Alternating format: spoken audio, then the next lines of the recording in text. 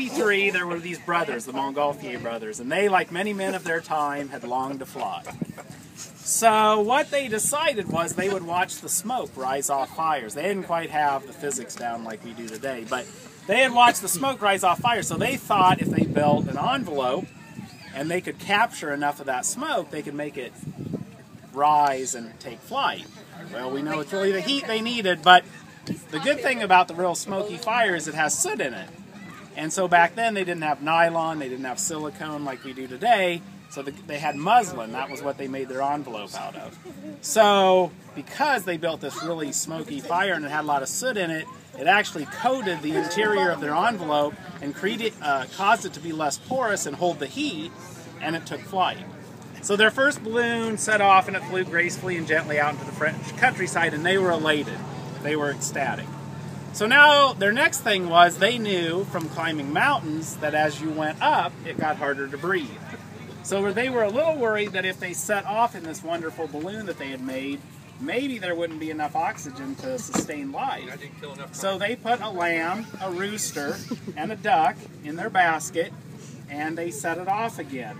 It flew gently and gracefully out into the French countryside, and all the animals survived, so PETA wasn't called to action. But this time when it landed, it encountered some French farmers. And of course they had no clue what this belching, smoking thing coming out of the sky with a cock-a-doodle-doo and a baa. They thought maybe it was like eating animals, and it descended. So when it hit the ground, they took after it with their pitchforks and their scythes, and they tore it all to pieces. So their second flight is a success from the standpoint they know there's enough oxygen to sustain life, but now they have to build another envelope. So we come to November 21st, 1783, the first known flight of mankind. This part of my story is true.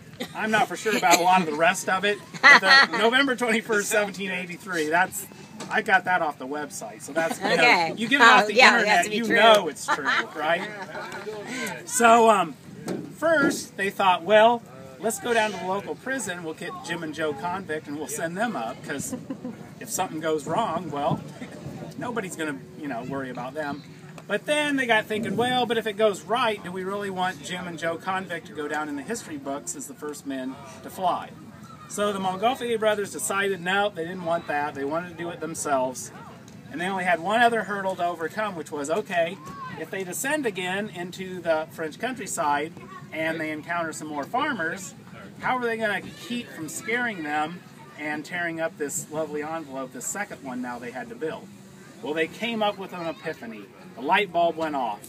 Champagne, which is in France, you know, it's like the lifeblood. Everything good is built around champagne. And it just so happens to come in a nice bottle that you can tie a little rope around. And so their idea was they would hang it over the basket as they descended into the French countryside so the farmers could see the champagne bottle. And even though they didn't know what the belching, flapping, smoking thing was, they sure knew what that bottle was. And hopefully that would calm them enough that they wouldn't be frightened, they wouldn't tear up their balloon. And so that's in fact what they did.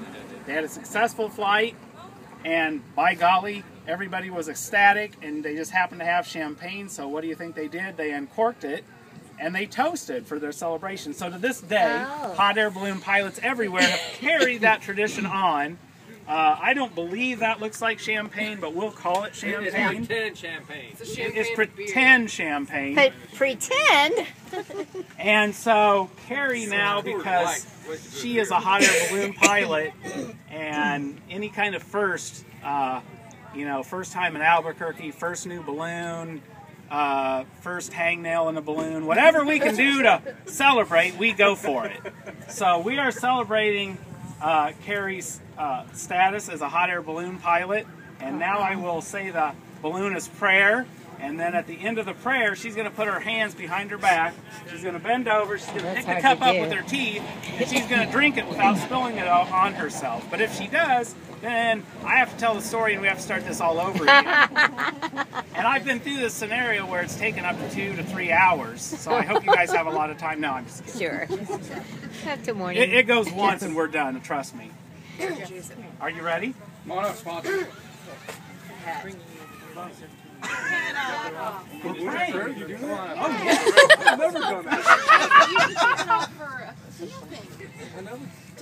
The winds have welcomed you with softness. The sun has blessed you with your warm hands. You have flown so high and so well that God has joined you in your laughter and set you back again into the loving arms of Mother Earth.